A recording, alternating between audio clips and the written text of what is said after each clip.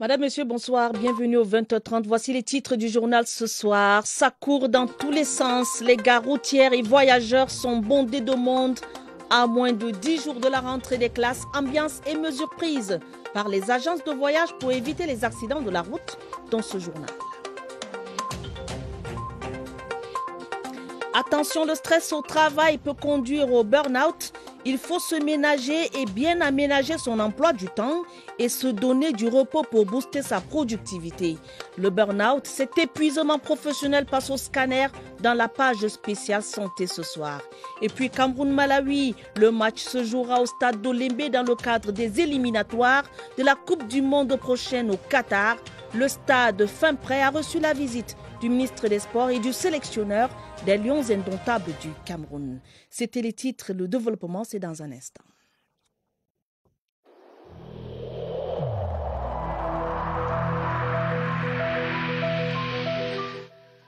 Cette crise sanitaire en mutation rapide perdure. Il nous faudra poursuivre ensemble et avec détermination la phase cruciale du combat contre ces virus par la vaccination.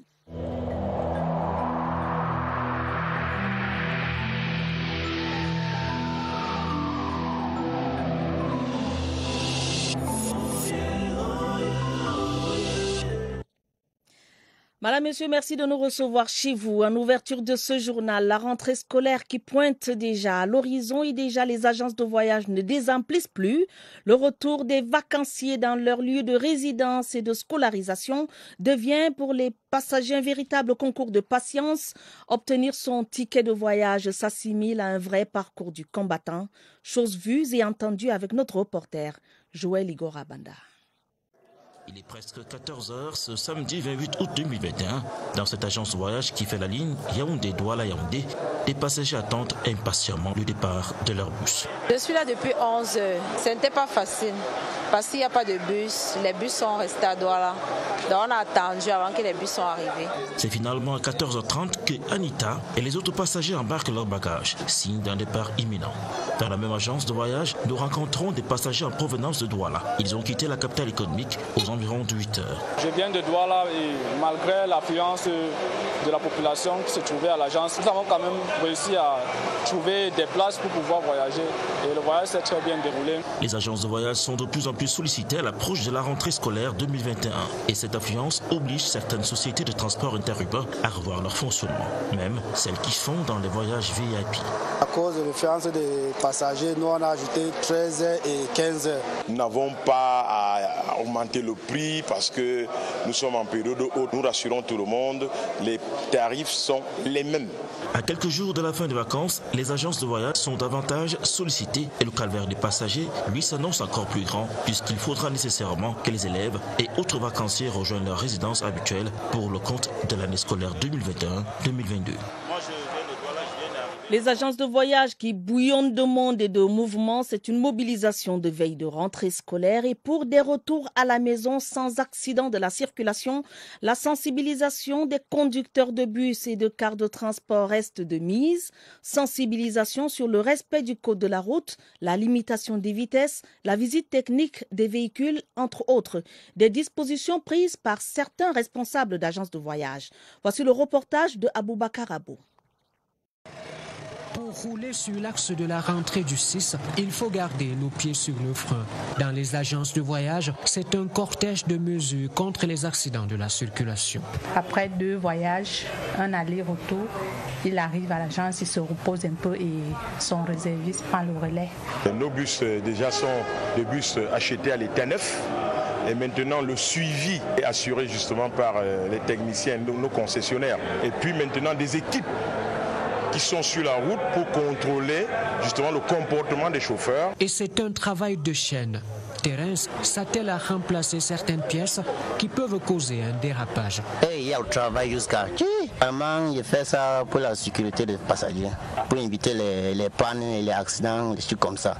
Au son aigu du klaxon, chacun regagne son siège et d'abord le ticket de sécurité.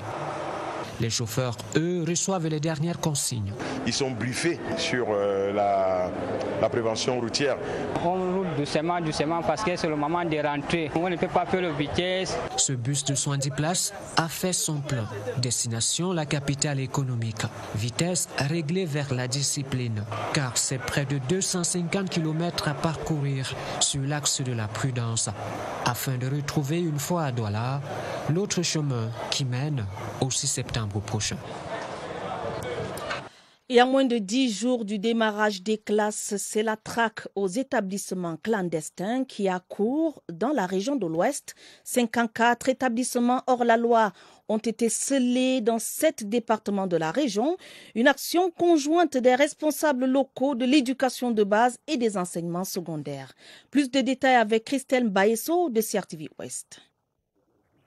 Ce sont 45 écoles primaires et 9 établissements secondaires privés de la région de l'Ouest qui se sont vus apposer des scellés, une instruction conjointe des ministères de l'éducation de base et des enseignements secondaires. Les motifs de ces fermetures varient entre défaut d'arrêté de création et usage de faux actes de création. Au cours de ce périple qui a conduit la mission régionale dans 7 départements sur les 8 que compte la région, il était aussi question d'échanger avec les promoteurs afin de les amener à comprendre le bien fondé de cette opération. Nous essayons d'expliquer aussi bien aux promoteurs de ces établissements qu'aux parents que le rôle de l'État, effectivement, est d'encourager, n'est-ce pas, la création des établissements scolaires de plus en plus pour rapprocher ces structures sociales importantes, n'est-ce pas, de nos populations.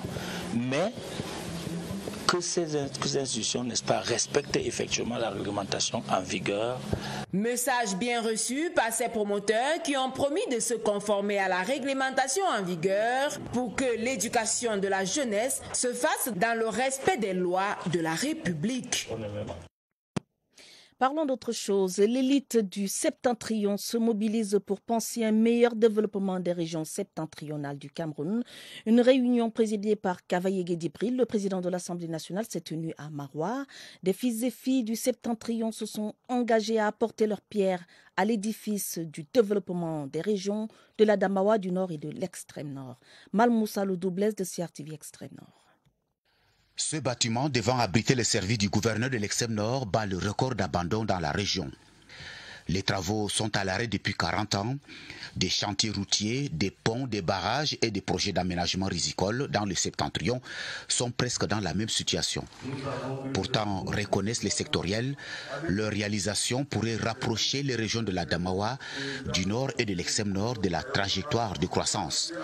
Visiblement, l'heure du réveil a sonné pour l'élite du Grand Nord qui n'entend plus laisser les acteurs des marchés publics dilapider l'argent mobilisé par le gouvernement de la République pour développer cette partie du pays. Il est question qu'il y ait un dispositif de suivi, un dispositif de veille sur le projet, sur les entreprises, sur l'État, sur les ONG. Le suivi porte dans tous les domaines. Un document récapitulatif des projets est en phase de finalisation, destiné au président de l'Assemblée nationale, le très honorable Cavaye Guédibril. Il servira de boussole à l'élite dans sa volonté d'être désormais plus présente sur le terrain. Les professionnels de médias dans la région de l'Ouest invités à travailler dans le respect de l'éthique et de la déontologie professionnelle. L'appel est du président du Conseil national de la communication, Joseph Tchebonken Kalaboupse. Y était en visite de travail. Plus de précisions avec notre reporter Sylvestre Diak. Une chaîne de radio logée dans un conteneur à Banganté dans l'Undi, un journal dans une boutique à Fumban dans le Noun. Ce sont là 2 images parmi celles qui ont marqué le président du CNC. Joseph Tchebonken Kalaboupse a touché du doigt les réalités de l'univers médiatique dans la région de l'Ouest. Il a exhorté les acteurs de la communication à demeurer professionnels en dépit de cette précarité. Appel aux journalistes de rester utiles à leur public, donner la bonne information parce que les réseaux sociaux font rage. À l'endroit de ceux qui n'ont pas reçu de formation, il a lancé un appel pressant à s'y mettre.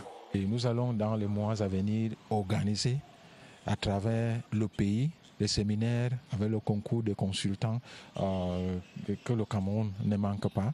Et aussi je voulais saisir cette occasion pour appeler aux promoteurs de ces organes de presse qu'eux-mêmes doivent faire un effort. Parce qu'un journaliste formé, c'est un journaliste bien. Joseph Chebonken Kalaboupse s'est rendu dans 5 départements. Il a visité près d'une vingtaine d'organes de presse, tenu plusieurs rencontres avec les hommes de médias et les autorités. C'est un début de mandat sous le signe de l'ouverture, de la communication, des actions et des objectifs pour l'Union de la presse francophone, section Cameroun. Sous la conduite d'Evelyne Onaï Somba, les membres du nouveau bureau ont été reçus en audience cette semaine par le directeur général de la Caisse nationale de prévoyance sociale, Noël Alain-Olivier Mokoulumvondo-Akam. Mohamed Nana. Construire un vaste réseau de partenaires, c'est ce à quoi s'emploie l'Union de la presse francophone. L'audience d'une heure avec le directeur général de la Caisse nationale de prévoyance sociale était l'occasion pour le nouveau bureau de se présenter, mieux, de présenter ses nombreux projets. Le plaidoyer que nous devons porter n'est pas qu'un plaidoyer pour la presse, et la CNPS est un acteur avec lequel il faut travailler, parce que lorsqu'on parle d'amélioration des conditions des journalistes, lorsqu'on parle d'amélioration des conditions de travail, on touche un peu au cœur de l'activité de cette entreprise. Assainir et restaurer le capital crédibilité de la presse. Parce que cette mission portée par l'UPF est exaltante, la CNPS s'engage à l'accompagner dans la mise en œuvre de son plan d'action. La CNPS, dans son activité quotidienne, ainsi que dans le cadre de sa responsabilité sociale, est prête à apporter tout le soutien nécessaire dans la mesure naturellement de nos moyens. L'échange riche en réflexions et propositions, celle dans du marbre, le partenariat UPF-CNPS. L'organisation non gouvernementale Hope for East Cameroun apporte du réconfort et du soutien financier aux élèves de la région de l'Est. La 8e édition du gala de charité vient de se tenir à Yaoundé. Avec le soutien de ses partenaires et autres donateurs, Hope for East Cameroun a collecté la somme de 76 millions de francs CFA. Joël Igor Abanda. 76 millions de francs CFA, c'est la somme provisoire collectée au cours de cette 8e édition du gala de charité de Hope for East Cameroun. Les invités et autres partenaires sont venus nombreux participer à ce partage cultivé par l'ONG. Le plaisir est renouvelé pour moi de prendre part à cette édition de charité qui nous permet de donner un peu de ce que nous avons reçu aux jeunes enfants de la région de l'Est. D'autres donateurs ont fait des promesses de contribution mais aussi de parrainage de certains enfants scolarisés dans les 4 départements de la région de l'Est. Avec ses partenaires, Hope for East Cameroun veut renforcer l'éducation des jeunes résidents dans la région du Soleil Levant. Nous sommes très heureux d'accompagner cette initiative plutôt louable dans l'organisation de cet événement de soirée de gala de charité. L'année dernière, nous avons offert 10 salles de classe à l'État du Cameroun. Nous avons construit un logement d'astreinte avec des latrines et offert des fournitures scolaires à peu près 500 enfants. L'ONG Hope for East Cameroun a déjà à son actif 32 salles de classe construites, 75 enfants scolarisés sous forme de parrainage, des blocs administratifs construits dans la région de l'Est depuis 8 ans. Elle compte continuer à donner de l'espoir avec amour aux enfants démunis de la région de l'Est, car pour elle, aimer, c'est partager. D'une association à une autre, les membres du Rotary International Institute Zone 22 sont en réunion à Yaoundé autour du thème « Promouvoir la paix par la santé et l'inclusion ». La rencontre s'est officiellement ouverte hier vendredi au Palais des Congrès de Yaoundé. Plus de détails avec Nadège Mbayema. C'est au tour de Yaoundé d'accueillir l'Institut. Conférence annuelle tenue dans l'un des districts appartenant à une zone du Rotary International. Je suis venu au Cameroun pour la réunion de zone du Rotary Club. Nous implorons les gens de se joindre au Rotary Club pour nous aider à faire les travaux humanitaires.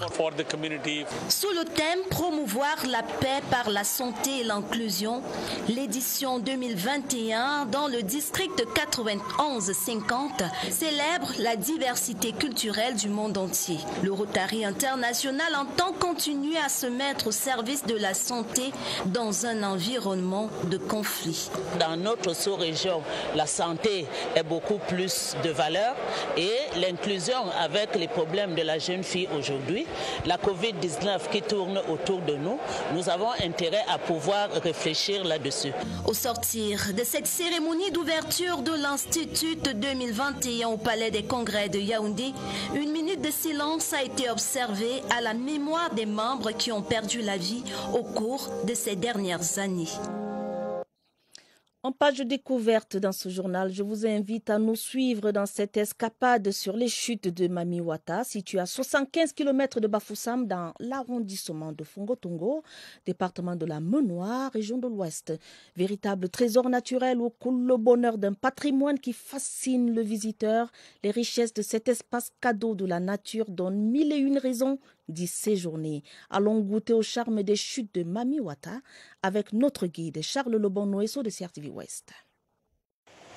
La chute de Mamiwata, avec ses splendides cascades de plus de 82 mètres de haut, dévale les pentes et se précipite dans une rivière sinueuse au cœur de la forêt sacrée. Un spectacle émouvant, tout un carrousel.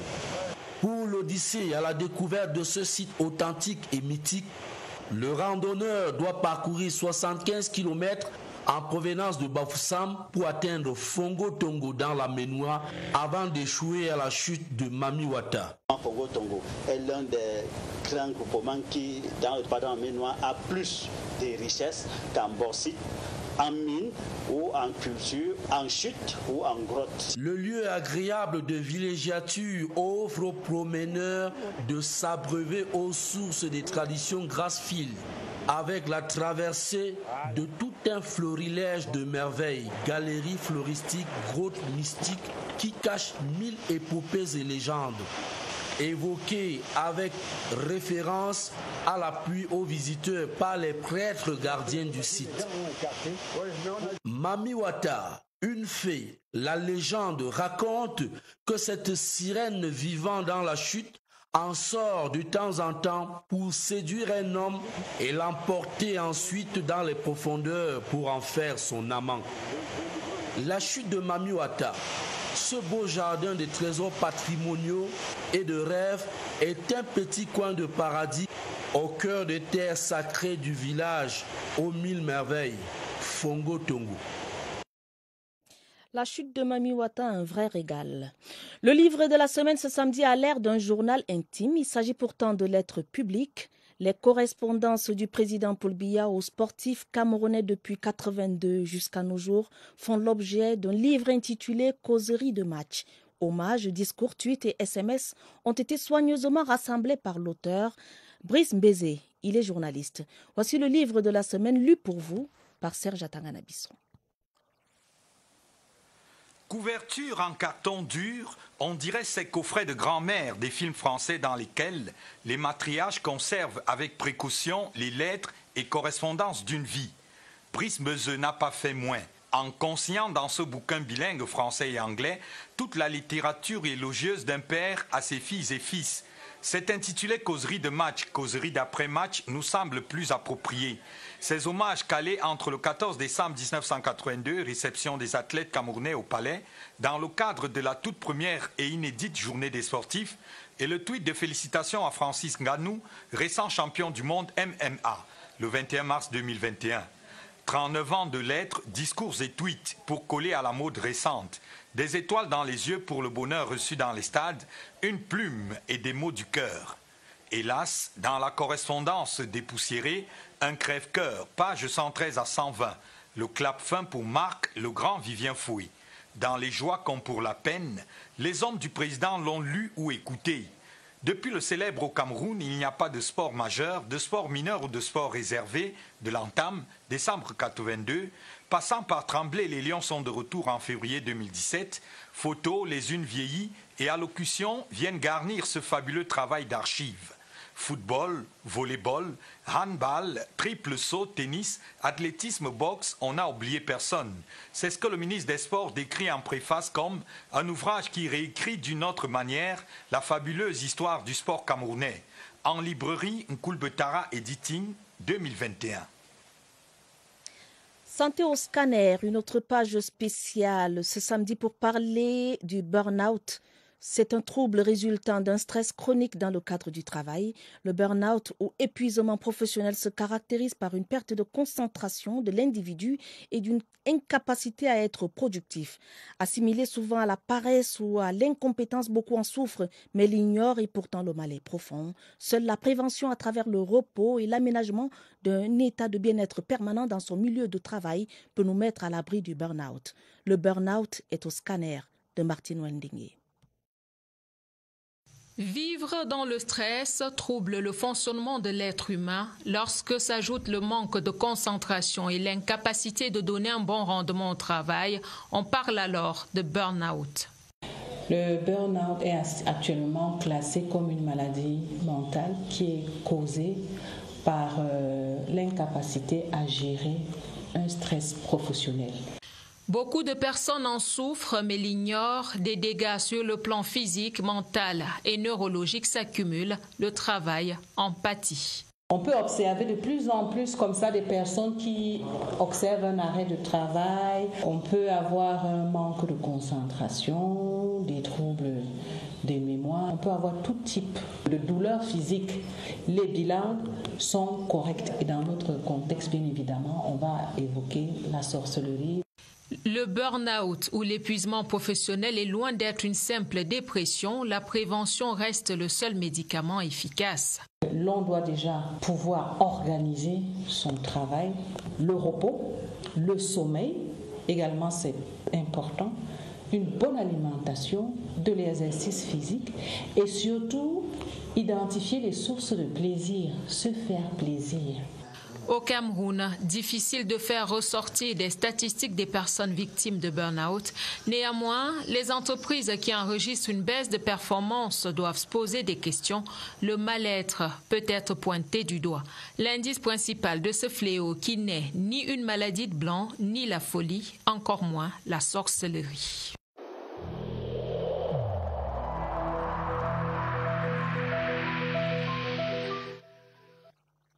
L'Afrique a besoin d'un accès large et équitable aux vaccins. En effet, comment pourrions-nous atteindre une immunité collective avec moins de 5% de nos concitoyens actuellement vaccinés ?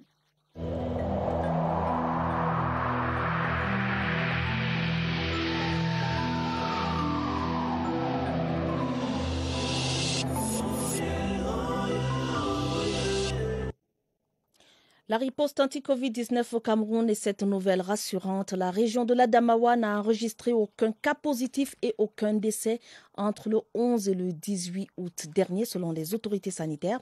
Cependant, la dernière compilation des données de la riposte nationale anti-Covid-19 présente de nouvelles contaminations dans chacune des 10 régions du Cameroun.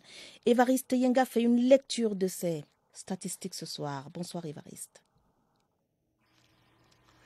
Bonsoir à Tabadine Omar. Il n'y a pas de quoi s'alarmer pour l'instant, même si les spécialistes redoutent une troisième vague en gestation, mais pour l'instant les chiffres sont assez relatifs. D'ailleurs, la région Château d'eau du Cameroun, l'Adamawa, après les 2 dernières mises à jour du CITREP, la base de données du centre de coordination des opérations de la riposte, s'en sort avec aucun cas positif enregistré donc en l'espace d'une semaine, suivi de la région de l'extrême nord. 5 cas uniquement enregistrés, celle du sud avec 11, celle du sud-ouest avec 21 nouveaux cas et la région du nord arrive tout juste derrière avec 25. Pour ce qui est des records, arrive en tête, c'est la région du littoral, 218 nouvelles contaminations confirmées, suivi de la région du centre, 113 et celle de l'ouest, 92 nouveaux cas positifs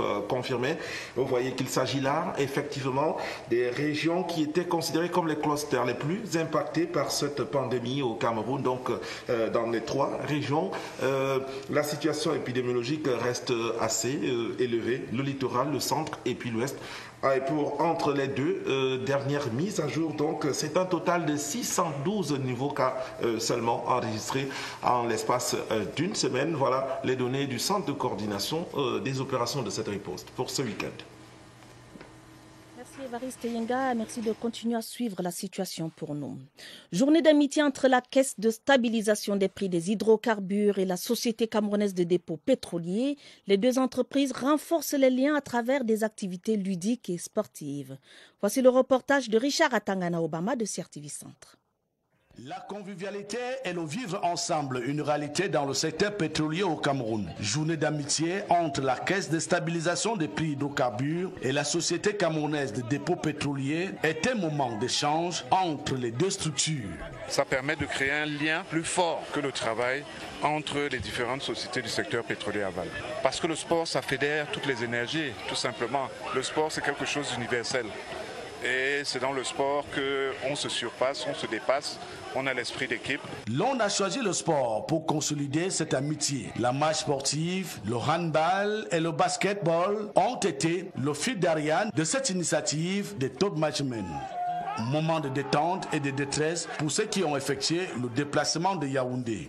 Très heureuse parce que c'est à cette occasion-ci qu'on apprend aussi à se connaître. Au-delà de la relation professionnelle, on apprend à être ensemble, à connaître d'autres compétences. La CSPH et la SCDP, c'est la même maison. C'est le fair play. Nous ne nous sentons pas vaincus. Nous sommes très heureuses d'être entre nous. Nous remercions nos managers qui ont bien voulu que nous ayons cette journée d'amitié à Yaoundé. Un handball 13-5 en faveur de l'équipe féminine de la CSPH et la victoire en basketball de la SCDP viennent consolider la relation professionnelle entre les 2 sociétés. La CSPH a gagné et là nous venons de finir avec le match de basketball. Nous avons laissé la SCDP quand même aussi gagner, c'est ça l'amitié en fait. Ces activités témoignent de la vitalité du secteur pétrolier au Cameroun. Le secteur pétrolier aval camerounais se porte bien et vous voyez que nous n'avons pas de problème d'approvisionnement. Tout est bien régulé et ça se passe à merveille, c'est l'harmonie totale. Échange de cadeaux et de trophées entre la CSPH et la SCDP pour faire triompher plus haut le secteur pétrolier au Cameroun. La CRTV et le ministère du Tourisme ensemble pour la promotion de la destination Cameroun pendant la Coupe d'Afrique des Nations. Les 2 institutions ont signé hier vendredi une convention pour la coproduction et la diffusion de mini-documentaires sur le potentiel culturel et touristique du Cameroun. Retour sur ces moments avec Silouane Monkam. De nouvelles pages s'ouvrent pour fleurir l'offre de la CRTV pendant la Coupe d'Afrique des Nations. La splendeur et la diversité du Cameroun seront dévoilées aux yeux du monde via la télévision nationale. C'est ce qui justifie cette signature de convention entre le ministère du Tourisme et des Loisirs et la Cameroun Radio Television. Il s'agit de profiter de la belle occasion que nous offre la CAN Total Énergie 2021 pour montrer le Cameroun sous son meilleur jour et attirer les visiteurs, les touristes, tous ceux qui aiment et s'intéressent à notre pays. La convention participe au développement économique, culturel et social de notre pays et donne la possibilité aux 2 partenaires de mutualiser leurs ressources pour la promotion de la destination Cameroun. Nous voulons qu'à l'occasion, notre pays soit mieux connu par d'abord les Camerounais, nous-mêmes, que nos visiteurs qui viendront soient également satisfaits, complets. Le bouquet sera dévoilé à travers des mini-documentaires en français et en anglais.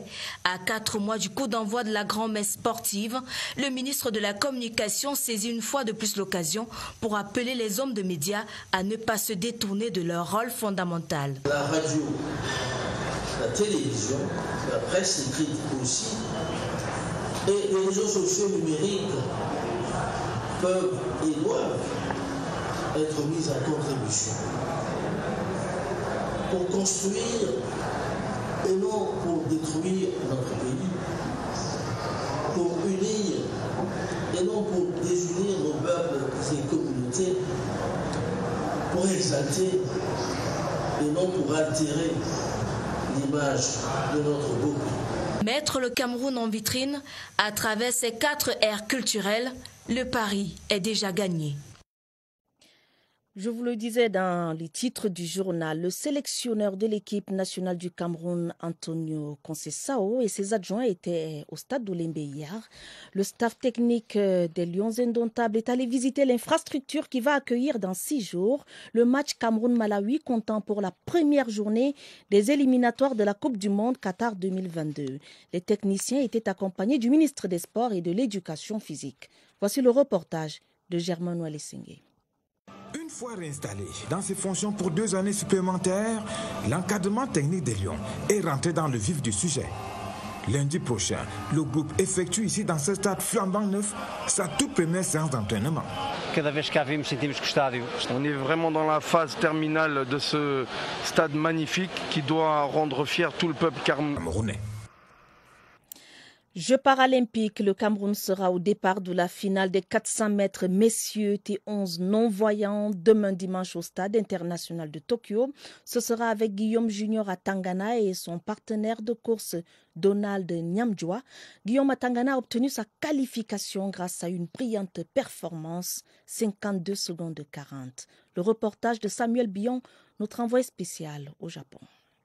Une bonne préparation à la fois au Cameroun et ici au Japon, sortie de bloc, synergie avec le partenaire de course, maîtrise des phases cruciales du circuit. Tous les modules du 400 mètres ont été révisités avec succès ces derniers jours. On a préparé tous les compartiments de la première course qui est le 400 mètres. Donc tous les compartiments ayant été révisés, je dis c'est bon. Et les rapports que j'ai envoyés à la technique ont été appréciés à sa juste valeur. Donc les athlètes nous sont confiants que le travail il est bien et que tout porte à croire que les lendemains seront meilleurs. La France, le Brésil, l'Islande et le Cameroun au départ de la 3e et dernière série avec Guillaume Junior Atangana au couloir numéro 3. Je suis convaincu et confiant que nous partons sur la base 0. Et partant sur la base 0, c'est comme un examen. C'est au terme de l'examen qu'on se dit tel a réussi, tel a échoué. Nous avons en face des adversaires non négligeables, techniquement et tactiquement. Je crois, ma foi, que nous sommes sur la bonne voie. Le premier de chaque série, mais aussi le meilleur temps des 3 séries se qualifie directement à la finale, prévue ce dimanche. Coupe d'Afrique des Nations de volleyball, messieurs 2021. La compétition se tiendra à Kigali au Rwanda dès le 5 septembre prochain. Le Cameroun, vice-champion d'Afrique, va y participer. La sélection vient d'achever son stage préparatoire à Yaoundé. Commençons le compte à rebours ce soir en découvrant ce samedi la composition de cette équipe. C'est avec Évariste Yenga. Il s'agit de la sélection finale. 14 joueurs retenus par Guy Roger Nanga, le sélectionneur, pour participer à la CAN de volleyball prévue au Rwanda dès le 5 septembre prochain. Anciens et nouveaux se côtoient.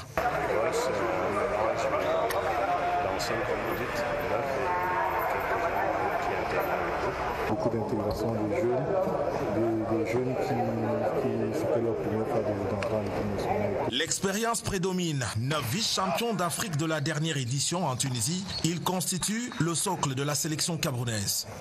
L'ancienne noyau est assez solide, donc on sait qu'on est un peu entre nous, on a fait des compétitions ensemble et nous sommes quand même un peu des joueurs d'expérience, on va dire, même si on est encore au milieu de notre carrière pour la plupart. Les 14 quittent le Cameroun ce lundi à destination de Kigali. La préparation au Cameroun a été suspendue mercredi dernier. Le Palais des Sports a dû céder son plancher à un concert de musique.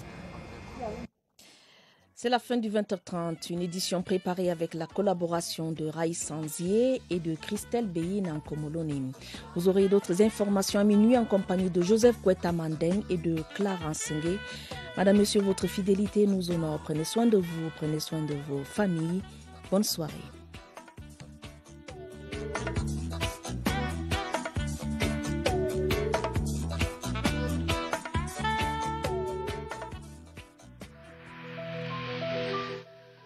Cette crise sanitaire en mutation rapide perdure. Il nous faudra poursuivre ensemble et avec détermination la phase cruciale du combat contre ces virus par la vaccination.